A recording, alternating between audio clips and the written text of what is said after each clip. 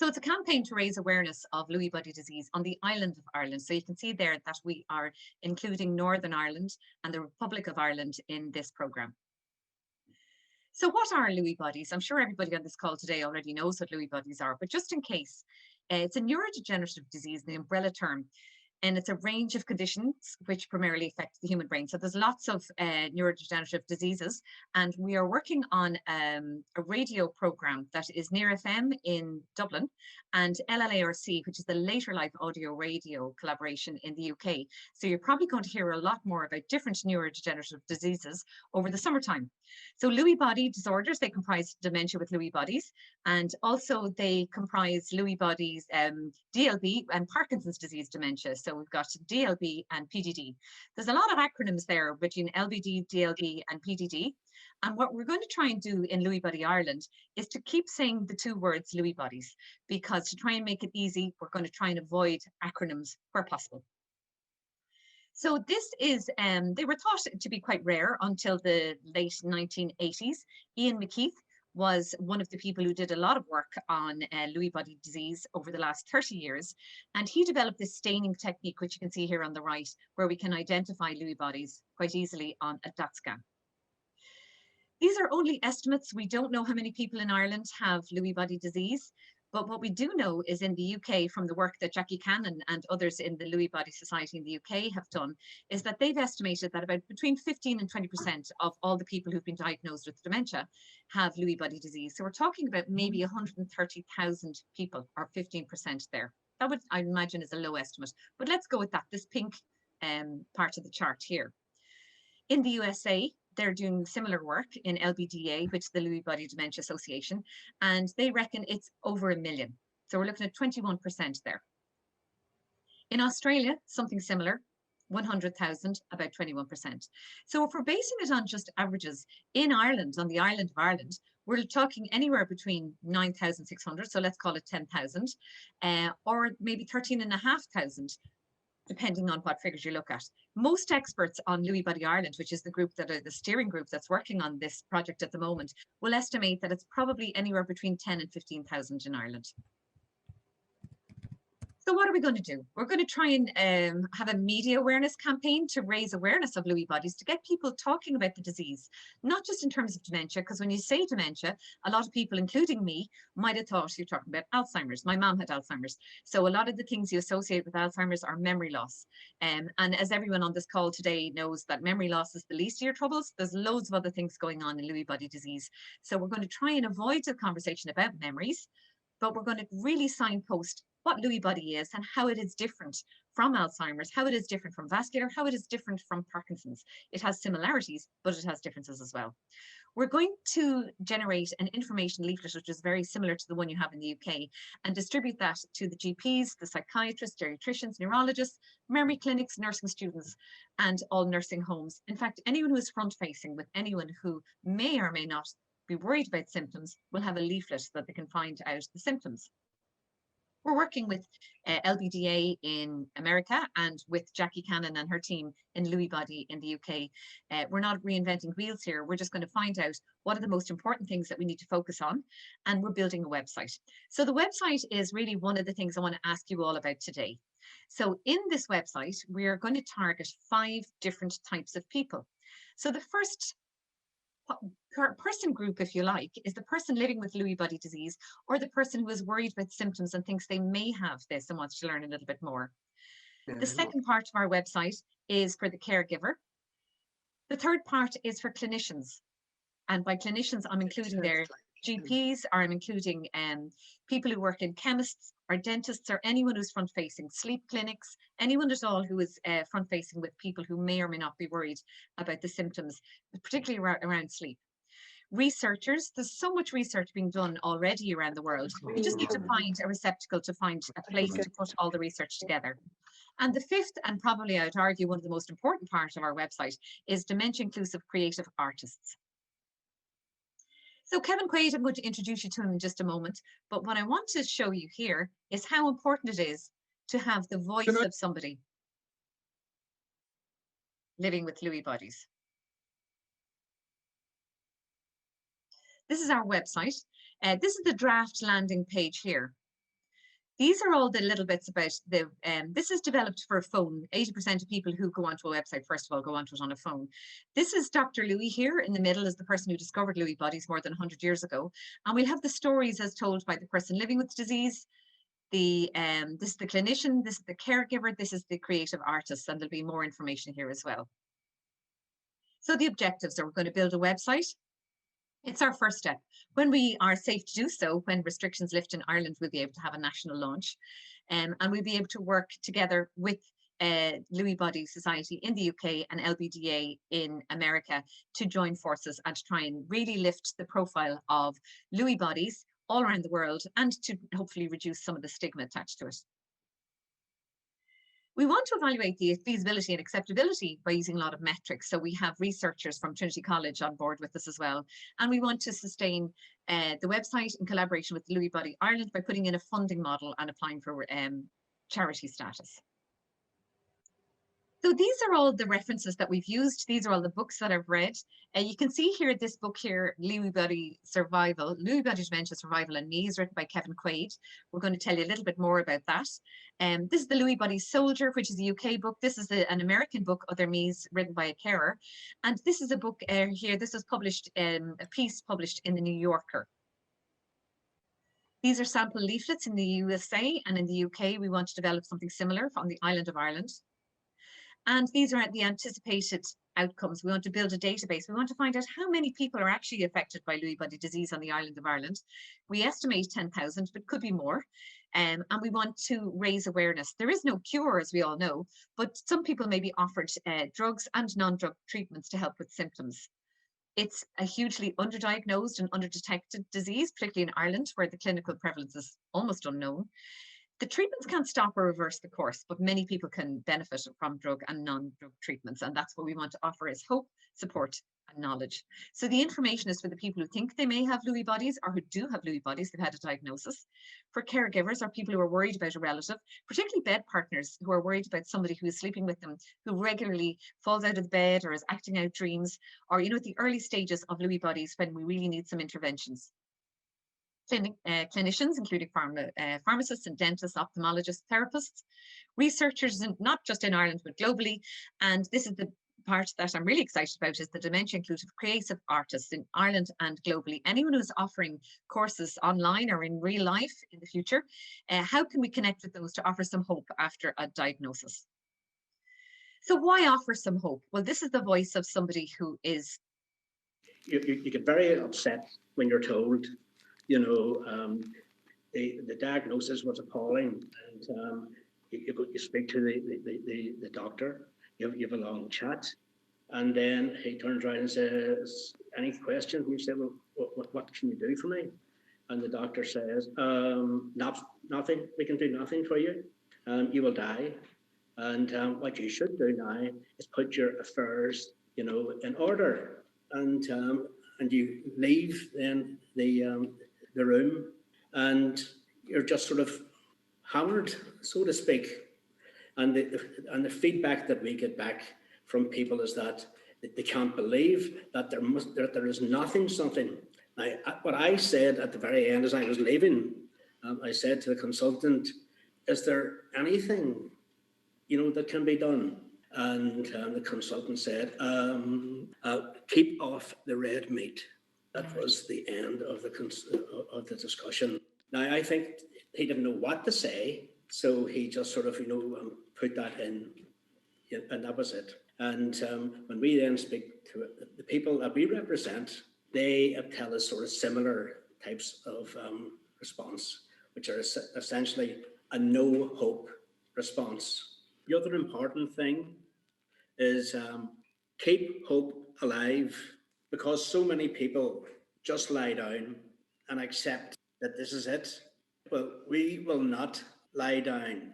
Looking for the support of people to say to the gurus, it's now time to sort out. You've done leprosy, you've done all the other ones, and now it's time to sort it out. You get very upset. So thank you very much for looking at that short presentation. And I'd love to take some questions from you now. if you were, and this is my first question, if you were worried about somebody, particularly, and we go back to that thing about a bed partner, if you were worried about somebody, your husband or your wife, or it could even be that it's reported that your mum reports it about your dad, or your dad reports it about your mum or a relative, about the sleep disorders, about hallucinations, nightmares, visions, which are usually some of the earliest markers of Lewy body disease. If you were to build a website like us from scratch, really what I'm trying to find out is what are the most important things that we need to include in our website. So I'd encourage you, if you want to throw some stuff in the chat box, hopefully it's stuff that we've already included, but we're hoping today to find some new news, something new that we will learn from everybody here today. So now I'd like to introduce you to Kevin Quaid. So Kevin is one of our very central figures in Lewy body Ireland. Kevin has Lewy body disease, and he is the author of a book called Lewy body dementia, Survival and Me, and he is just pushing the finishing touches to his second book. Kevin, thanks for joining us this morning. Thanks a million, Callum, and thanks Jackie as well. It's been an amazing help. Callum, you've been unbelievable help to me, especially the last couple of months. It's great, and it's great to be here. So Kevin, earliest symptoms. If we were building a website, how long ago did you first notice symptoms? And if you were building a website back those years ago, what would be the things that you'd want to see? Well, I suppose, to be fair about it, I'm the wrong person to ask about when I started to notice them, because Helena I'm 57 now, and Helena had noticed them when I was probably 49 or 50. We were living in Australia, and I suppose the first thing that ever struck me was I was at a small shopping centre one day, a Little Square shopping centre, and I always had a habit of, I parked the car and I'd go in and I'd see a sports shop at this side and a discount shop at this side, so I'd know I was coming out the right door. And it was it was in Australia, it was one of the smallest shopping centres that I'd ever been in. But not only could I not find the right door, but I couldn't find my car. And as it happened, I had gone out the right door several times, but I was looking for the car before the car I was actually driving. And it took me about an hour and a half, and I just thought, that's strange. And I suppose that's the first symptom that ever struck me. But in a space of a year and a half, then I got struck down with, I got Paget's disease, I got Boerhaave's disease, or the devil's grape. It's something that actually mimics a heart attack. I got the bird flu, and I got viral meningitis within a year and a half. And we were coming back to Ireland, and it was in January, and a doctor sat down alongside my bed, and he said, for my own peace of mind, not mine, but for his, would you, when you go back to Ireland, would you just get yourself checked out for early onset Parkinson's or Alzheimer's? And he said, I could be way off the mark. And I did think he was off the mark, but there was an uncle of mine in America who had died from Alzheimer's. And as it turned out, there's another uncle of mine in Australia who died from Parkinson's with Lewy bodies, exactly what I have. So I came home and I continued a normal life. I just wanted a job to bring in a wage, and I just found everyday tasks more difficult. I wound up going to a neurologist who did a lumbar puncture, and she came back and she said I had Parkinson's. But we weren't happy, she wasn't happy. She did a PET scan, that was clear. She did an MRI scan, that was clear. X-rays, all clear. Bloods were fairly okay. So there was one other scan left, and she did the scan for the sake of elimination rather than for the sake of proving anything, because it was the single last thing that she expected. And she sat the two of us down, and she said, it's positive for Lewy body dementia. And I thought, there must be something wrong with this doctor, because I don't have dementia. I was like the hundreds, thousands and millions of people out there. All I had was dementia. And I said, my memory is not that bad. And that's the day my journey began, if you like.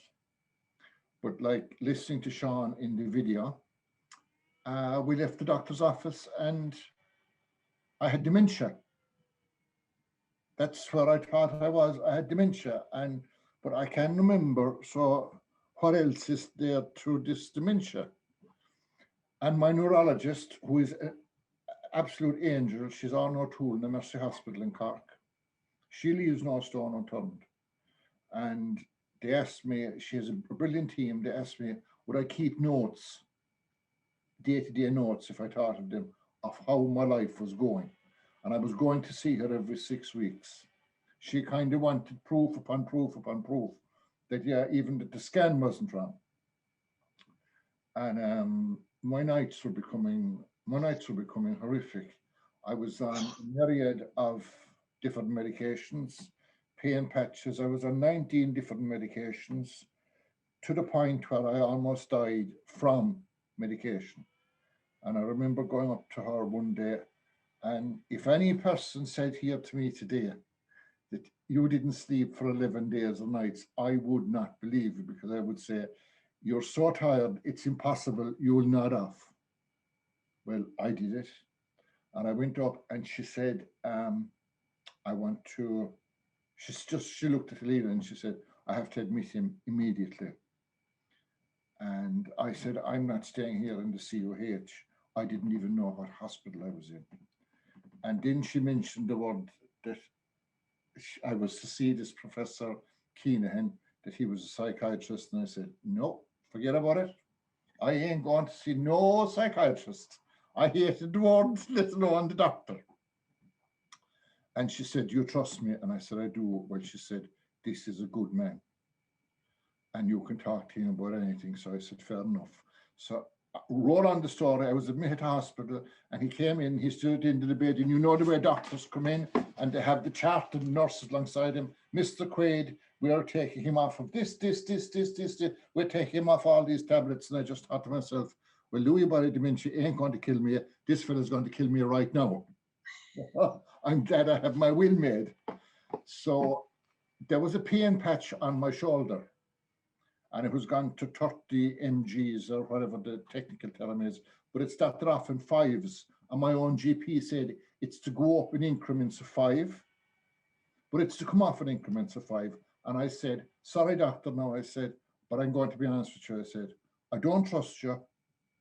And I said, this patch is not coming off. And I said, if you go down the hall and tell me that you rang my local GP and he said to take the patch off, I will not believe you. He has to stand at the end of my bed. That's how bad my fear, my anxiety, and my trust was at that stage. And he looked at me and he said, you know what, Mr. Quaid, you're right. And the very second he said that, I just thought, oh my God, I can trust this man. He's going to listen to me. So roll on 3 or 4 days, he had taken me off a load of medication. He sat me down, went through my medical history, which would take 2 days to go through, because there are so many underlying things, constipation, stress, blood pressure, you name it. And I said, doctor, I said, I was so afraid, I said, that you were taking me off all these medications. And he said, the only medication, he said, Kevin, I'm leaving you on, he said, is your blood pressure medication, Rivotril, which will help reduce the severity of the nightmares, and Danizepam, which will help reduce the severity of the hallucinations. And he said, if you lost weight, I could get you off the blood pressure medication. And I said, doctor, that ain't happening. And I said, why, why so drastic? He said, it's as simple as this. The more medication you give Lewy bodies, you're feeding the beast. And he said, we don't want to feed the beast. So within a matter of weeks, I improved 100%. And I kept the notes and kept the notes and kept the notes. And one day, one of our Tools team, do you know the way when you go and see a neurologist, that you'll see all different doctors first? I'd become very friendly with all of them because I'd been so honest and frank in what I was writing. And I used to say to them, look, there's nothing off bounds, there's nothing you can't ask me. One of them said to me, he said, would you ever think of putting this in a book? It would be very helpful to us. And I just looked at him and I said, who has dementia now? And it was in October, and I came home, and there's a cousin of mine, and she died of cancer shortly after. Actually, the day the book was published, and she had a habit of saying, "Hello, cuz, what did the doctor say to you?" And I said, "You won't believe what the agent said to me today. He said you should write a book." And she said, "Do it. It's in you." And she's one of these cousins you couldn't say no to. I fought it for September, October, November, December, and I made a New Year's resolution. I said, "You know what? I'm going to have a crack off of this. I'll do 500 words a day if I can, 4 days a week, take a day off, read it on a Friday, and be a good Catholic boy and won't work the weekends." One day alone, imagine, I did over 8,000 words. And little did I know at that time, hadn't I become the first person in the world to write a book about Lewy body dementia from the patient's point of view. And 3 years later, I look at Amazon and Kindle, I'm still amazed that people are buying the book. But the day that Helena and myself left that office, we went in and husband and wife, we came out as patient and caregiver. And like Sean said, even though my neurologist was very good and she had given us a pat forward of keep notes and keep that, I said, what's Lewy body dementia? What is it? And you know yourself, if you have a splinter in your finger and you go on Dr. Google on how to take out the splinter, 14 links later, do you want a coffin or a casket? Would you like to be cremated or buried? So that wasn't working. And I contacted my neurologist secretary, a lovely, lovely girl. She's become great friends with us and very helpful ever since. But she sent me 5 or 6 pages, and I think it was from the Lewy Body Society in the UK. And I'm 4 years. I was vice chair of the Irish Dementia Working Group, then chair. I'm vice chair of the European Working Group of People with Dementia.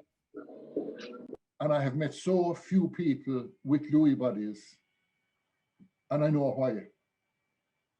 Because you talk to me today and look at me and listen at me, you'd say, not only because he's good looking. There's nothing wrong with that man. But you ask my wife what it's like. There have been times where I have made a liar out of her in that she'll say to her one of her sisters, Kevin is so sick. Kevin has such a bad night. He's so bad, I'll probably have to call the doctor. Her sister might call an hour later when I'm outside cutting the lawn. So people are so afraid that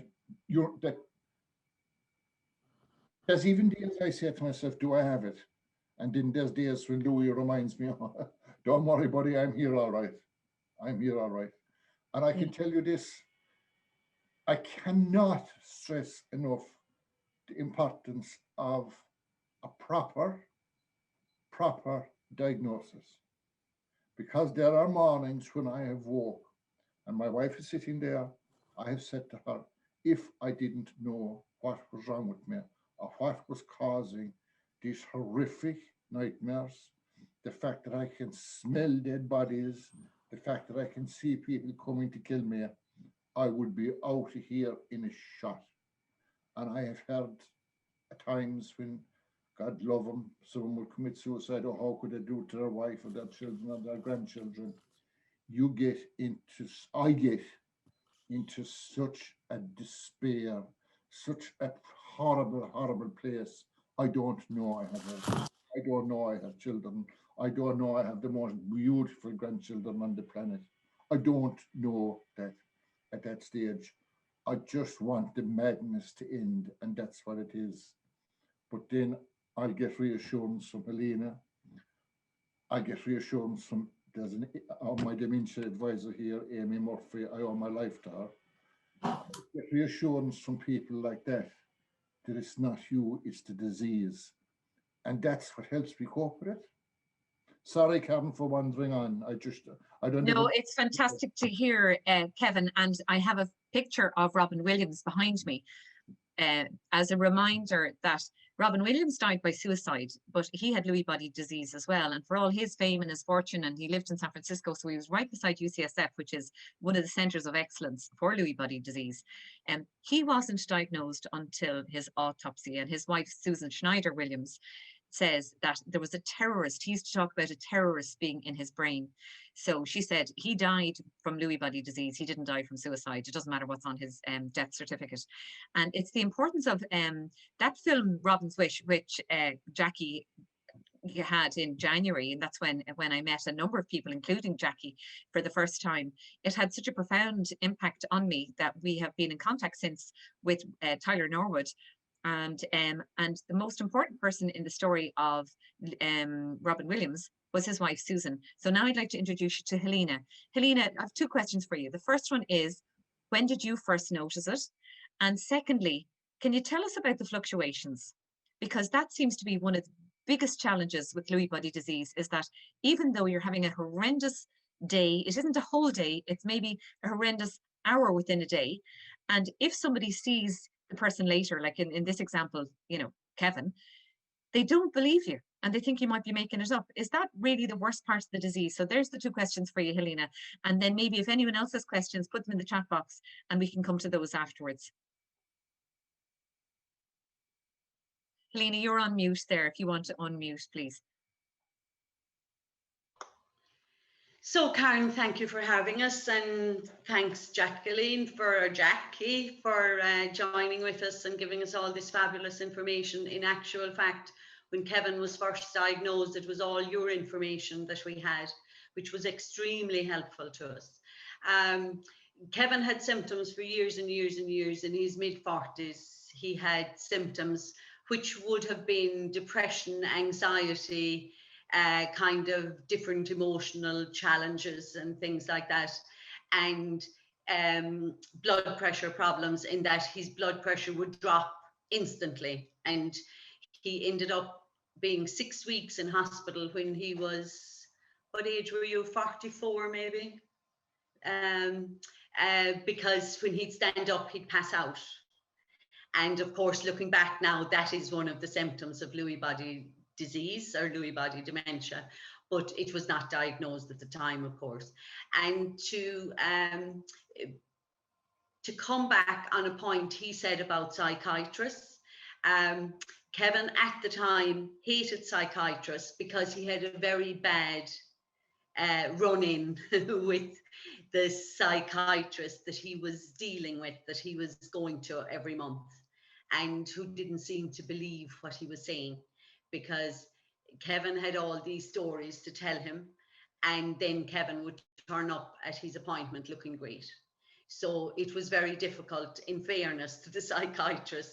And then at the centre, you'd meet a different trainee actually all the time. So it was very difficult. And to come back to a point on the medicines, Kevin nearly died when he was put on he started off on the Parkinson's drug Sinemet, and he was okay on it. And then it moved up very, very slowly. And after 6 weeks, he went on the top amount that he should. And that evening, he got so terribly sick, and he ended up in hospital early in the morning, and they had to take him off of it immediately. And that is another symptom of Lewy body dementia, because lots of people with Lewy body disease cannot deal with the effects of Sinemet on the brain. And he also, when he spoke about being in the Mercy Hospital and he met the consultant psychiatrist who actually reduced his drugs, he had had a walking frame. And imagine, after a while from being off all the drugs, and he actually had two Butrans patches, one at either side of his shoulders, and they were weeping. And he used to be in and out of hospital all the time. His system was breaking down. And of course, the great value of being able to cut back on the medicines is that he now just has a walking stick, which for the Parkinsonism symptoms, the tremors, you know, being a little bit out of balance and all of that. So to come back to your question, Karen, the day that we were at the neurologist's office and Kevin was diagnosed, a positive diagnosis for Lewy body dementia, just because he was diagnosed that day, that was not the day that, oh, straight away he has symptoms. He had symptoms for years before he was diagnosed. And he was 53 that day. He was 51 when he was diagnosed with Parkinson's, or the Parkinsonism. Now we know it's Parkinsonism symptoms. Therefore, there is a long, challenging road for me as a spousal carer, trying to explain the symptoms of Lewy body dementia to anybody, because I have found for years and years that he's misunderstood, I'm misunderstood, the disease called dementia is misunderstood, and what has been now, I have moved on to acceptance. There was denial, of course. I didn't believe. Now, I knew before the neurologist diagnosed Kevin with a positive diagnosis for Lewy body dementia, I knew he had Lewy body dementia. I had discussed it with my daughter, my niece, and my son and his wife in Australia. There was 4 of us, and we all agreed that Kevin had Lewy body dementia, but it wasn't still diagnosed. And at the time, I believed, as they believed, that it would have to wait for a post-mortem, like what actually now we know Robin Williams was told the same thing. We didn't believe we would get a diagnosis. So when I got the diagnosis for Lewy body dementia, it was, it was a relief and a certain amount of acknowledgement for me that we were right all along. We knew what was going on. But there is a huge challenge, I think, for me as a spousal carer. For the first year, I definitely was in denial, and I found it difficult to accept, because once Kevin, you heard the words progressive and incurable, Kevin fell into this anticipatory grief that he was going to die early and everything had to be done now today to sort everything out. And anticipatory grief when you're a spousal carer is actually contagious. So I have a positive disposition. I always lived with the glass half full, because that's the way my parents were. We always lived with music and singing and fun and crack. And there was 11 of us, so we always had the banter and everything. But it was my first time dealing with this anticipatory grief that comes along with a diagnosis. So I was getting it lingering on my shoulders, and I found that challenge very difficult.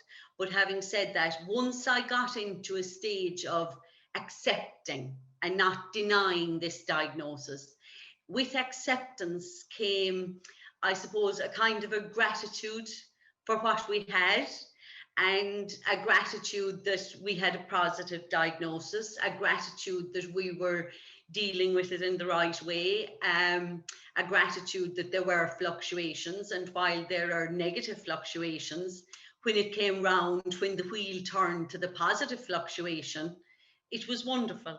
So we did have these moments where you could have joyful anticipation instead of this anticipatory grief. And that changed our whole outlook, I suppose, for me anyway, changed my whole outlook once I got to the acceptance stage, I suppose, really. But what I did find the most difficult of all was the disbelief that comes with a diagnosis of Lewy body dementia. When Kevin was diagnosed with Parkinson's, everybody said, oh, isn't that terrible? And yes, I can see you have it. They could see the tremor in his hand, and they could see sometimes when he'd stand up, he'd be a little bit imbalanced, and sometimes he might slur his words a little bit if he was very tired. And there was no disbelief whatsoever. And even when he had the walking frame, there was never disbelief. But oh my God, the disbelief that comes with a diagnosis of Lewy body dementia is like an avalanche. It's like you're out skiing and there's an avalanche of snow behind you. Now, and I say snow because it does melt over time. Therefore, you know, it's a movable challenge. But if in my situation as a spousal carer, you see, you've all met Kevin this morning, and I have to say that while Kevin would have a huge positive outlook in life, would see the glass half full most of the time, would have a great bounce back ability, he is a master of disguise. It's like he went to school, got the degree, the master's, the PhD, has all the papers to prove it. He can cover up his disease better than I could even imagine that somebody that would have executive dysfunction and challenging problems with cognitive decline. If there is somebody that is calling now with COVID, of course, they're not calling if we don't see too many, but still, if he was only out on the road and he met a stranger passing and they stopped the car and rolled down the window, he would be fantastic for those few minutes. Therefore, he did say he could make a liar out of me very easily. And by God, has he done that on several occasions. But then he can do that disguise for a certain amount of time. And then he's shattered, he runs out of petrol, and he has no choice but to suffer the consequences of that. So rather than going on a level stream on a graph, he'll go up with the disguise, but he doesn't come down to the normal level after that. He goes to a much lower level.